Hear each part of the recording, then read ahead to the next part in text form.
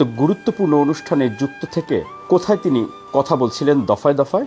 কখনো ফোন টেবিলে রেখে স্পিকার অন করে কথা বলতে থাকেন, কখনো বা ফোন হাতে নিয়ে।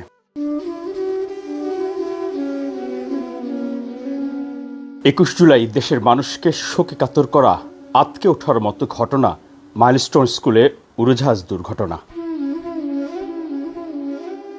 সেদিন দুপুর ১:১৩ উড়োজাহাজ নামের যন্ত্রদানবটি হামলে পড়ে মাইলস্টোন স্কুলের কোমলমতি শিশু শিক্ষার্থীদের ওপর। সেই খবর ছড়িয়ে পড়ার সঙ্গে সঙ্গে উৎকণ্ঠিত পুরো জাতি। সেই মর্মান্তিক দুর্ঘটনার নানা ছবি ও ভিডিও ফুটেজ মুহূর্তের মধ্যেই সামাজিক যোগাযোগ মাধ্যমে ছড়িয়ে পড়ে। সেগুলোর মধ্যে রাজনৈতিক অঙ্গনের বিএনপির মহাসচিব মির্জা ফখরুল ইসলাম আলমগীর নিজে অ্যাম্বুলেন্সের রাস্তা ক্লিয়ার করছেন এমন একটি ভিডিও প্রশংসিত হচ্ছে। আমরা দেখছি মির্জা ফখরুল ইসলাম আলমগীরও কিন্তু এই যে অ্যাম্বুলেন্সটি আসলে অ্যাম্বুলেন্সটিকে তিনি জায়গা করে দিচ্ছেন।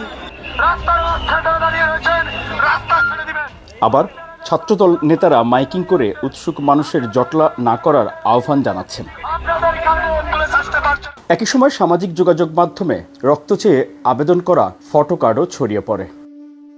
অল্প সময়ের মধ্যে এত সব মানবিক কাজের উদাহরণ শোকাহত দেশবাসীকে একটু হলেও সাহস জুগিয়েছে। প্রশ্ন আসতে পারে, এত সব দায়িত্বশীল কাজ কিভাবে দ্রুত সম্ভব, যেখানে হতাহতদের সংখ্যা আর নিখোঁজের তালিকা করতে ঘটনার ৩ দিন পর অন্তর্বর্তীকালীন সরকারের পক্ষ থেকে কমিটি গঠন করা হয়। সঙ্গত কারণে এবার ভিন্ন একটি অনুষ্ঠানের তথ্য জানাতে চাই।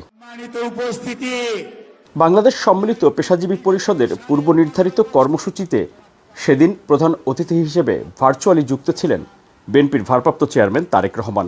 দুর্ঘটনার খবর যখন গণমাধ্যম সহ বিভিন্ন মাধ্যমে ছড়াতে থাকে, তখন ওই অনুষ্ঠানেই ভার্চুয়ালি উপস্থিত ছিলেন তারেক রহমান।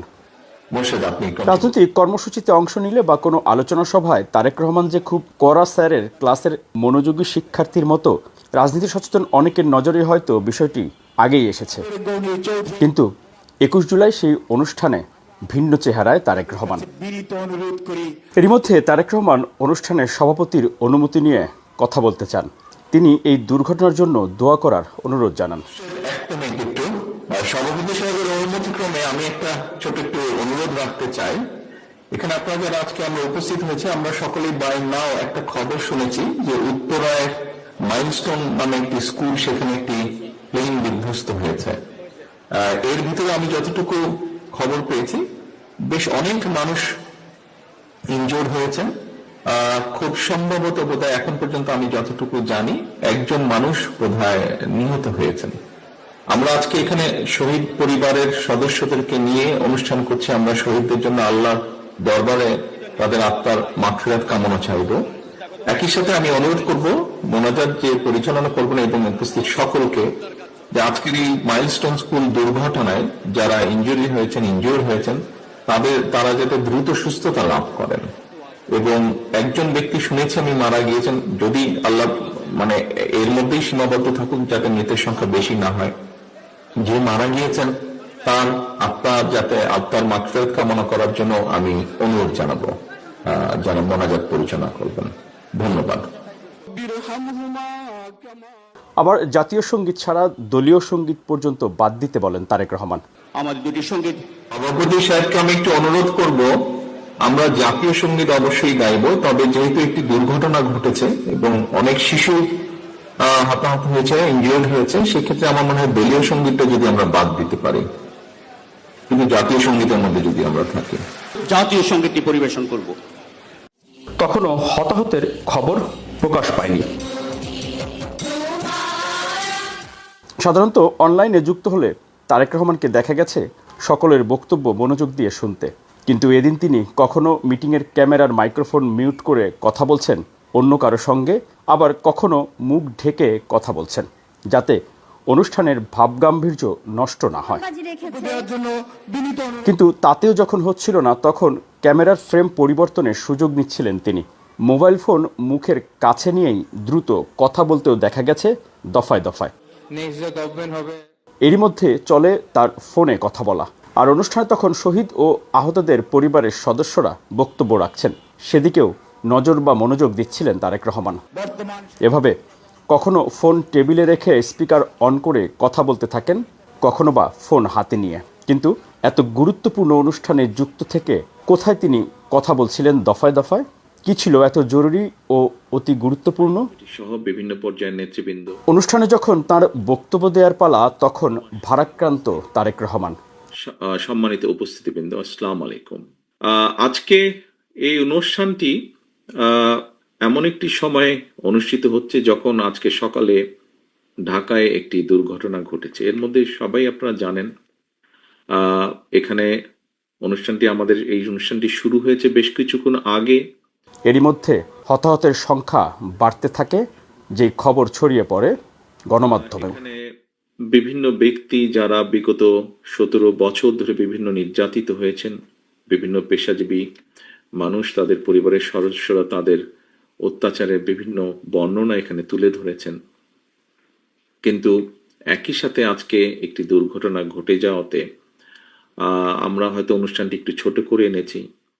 এতক্ষণ ফোনের ব্যস্ততা, নিজের মানসিক অস্থিরতা, এর কারণ ছিল উড়োজাহাজ দুর্ঘটনার উদ্ধার কাজের তদারকি ও দলের বিভিন্ন পর্যায়ে দায়িত্বপ্রাপ্তদের চিকিৎসক, রক্তদাতা, রক্ত সংগ্রহের ব্যবস্থা সহ যাবতীয় দিক নির্দেশনা দিচ্ছিলেন জাতির এই সংকটে। অত্যাচারের বিভিন্ন বর্ণনা এখানে তুলে 6000 মাইল দূরে থেকেও তারেক রহমান যেন শোকাহত পরিবারেরই একজন অভিভাবকও। এরই ভিতরে আমি আপনাদের সামনে বলেছি মাত্র কিছুক্ষণ আগে, এরই ভিতরে আপনাদের সাথে এই অনুষ্ঠানে থাকাকালীন অবস্থায় আমি আমার বিভিন্ন নেতৃবৃন্দের সাথে কথা বলছিলাম। আমাদের বিভিন্ন অঙ্গ সহযোগী সংগঠনের নেতৃবৃন্দকে দায়িত্ব দেওয়া হয়েছে, উত্তরায় যারা আছে কেন্দ্রীয় নেতৃবৃন্দকে যাদেরকে দায়িত্ব দেওয়া হয়েছে বিভিন্নভাবে সহযোগিতা করার জন্য। আমাদের দলের ড্যাব সহ বিভিন্ন চিকিৎসকবৃন্দ যারা আছেন তারা এর মধ্যে কাজ করছেন। বিশেষ করে বার্ন ইউনিটে যারা কাজ করেন